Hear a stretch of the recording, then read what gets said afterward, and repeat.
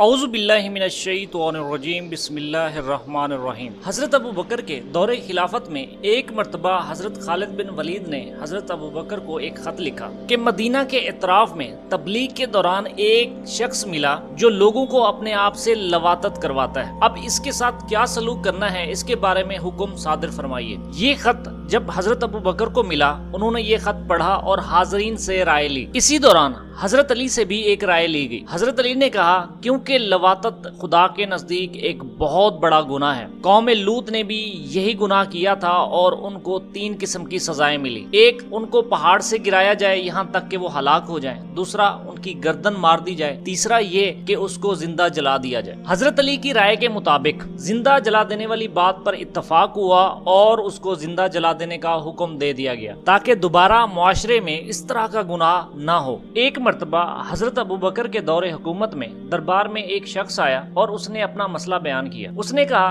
کہ ایک شخص نے ایک لڑکی سے شادی کی اور اسی دن اس لڑکی کے ہاں ایک بچہ پیدا ہوا اور اسی دن وہ شخص بھی انتقال کر گیا۔ اس کے انتقال کے بعد وہ بچہ اور وہ لڑکی اس کے وارث قرار پائے۔ اب اس مسئلے کو کس طرح سے حل کیا جائے؟ مسئلہ سننے کے بعد یہ مسئلہ حضرت علی کی جانب بھیج دیا گیا۔ مسئلہ سننے کے بعد حضرت علی نے کہا کہ وہ لڑکی اس شخص کی کنیز تھی، وہ پہلے اس سے ہم بستری کر چکا تھا اور حمل ٹھہر چکا تھا۔ وضع حمل والے دن اس نے اس لڑکی کو آزاد کیا اور نکاح کر لیا اور اسی دن اس کا انتقال بھی ہو گیا، لہٰذا اس طرح سے اس کا بچہ اور اس کی بیوی اس کے وارث قرار پائیں گے۔ پیغمبر اسلام کی رحلت کے بعد حضرت ابو بکر کے دور خلافت میں 100 افراد پر مشتمل عیسائیوں کا ایک وفد مدینے آیا اور وہ اسلام کے بارے میں کچھ جاننا چاہتے تھے۔ انہوں نے ایک سوال کیا کہ یہ ہمیں بتایا جائے کہ خدا کا رخ کس طرف ہے۔ عیسائیوں کا یہ سوال سننے کے بعد حضرت علی نے انہیں جواب دیا کہ لکڑیاں جمع کی جائیں اور ان کو جلایا جائے۔ جب لکڑیاں جمع کی گئیں اور ان کو آگ لگائی گئی تو اس کے بعد حضرت علی نے ان عیسائیوں سے سوال کیا کہ یہ بتایا جائے کہ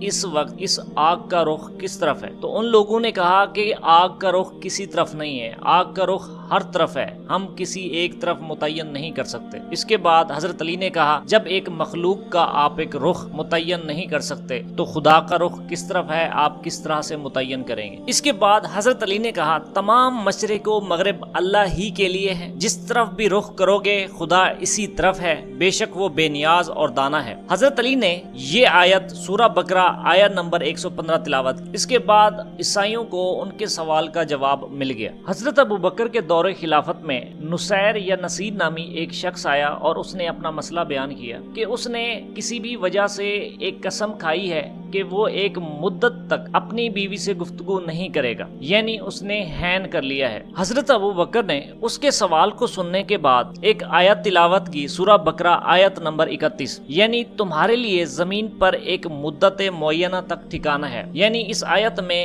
حین کا لفظ استعمال کیا گیا جس کا مطلب ہے قیامت تک، اب تم قیامت تک اپنی بیوی سے بات نہیں کر سکتے۔ اس کے بعد یہ شخص حضرت عمر کے پاس گیا اور یہی اپنا مسئلہ بیان کیا کہ اس نے اپنی بیوی کے ساتھ حین کر لیا ہے، یعنی ایک مدت تک نہ بولنے کی قسم کھا لی۔ حضرت عمر نے جب اس کی بات سنی، اس کے بعد حضرت عمر نے سورہ دہر کی آیت نمبر 1 تلاوت کی، جس کا مطلب ہے کیا انسان پر طولانی عرصہ ایسا نہیں گزرا کہ وہ قابل ذکر نہیں تھا؟ اس آیت میں حین کا ذکر تھا، اس لیے حضرت عمر نے اس حین سے مراد 40 سال کا عرصہ لیا۔ اس کے بعد اسے حکم دیا کہ 40 سال تک تم گفتگو نہیں کر سکتے۔ یہ شخص مطمئن نہیں ہوا اور اس کے بعد وہ شخص حضرت علی کے پاس آیا اور اپنا مسئلہ بیان کیا کہ اس نے اپنی بیوی کے ساتھ حین کر لیا ہے۔ حضرت علی نے جب اس کا مسئلہ سنا، اس کے بعد حضرت علی نے سورہ روم کی آیت نمبر 17 تلاوت کی، جس کے مطابق پاک و منزہ ہے اللہ جب بھی تم لوگ شام و صبح کرتے ہو۔ اس میں بھی حین کا لفظ استعمال ہوا۔ اس کے بعد حضرت علی نے کہا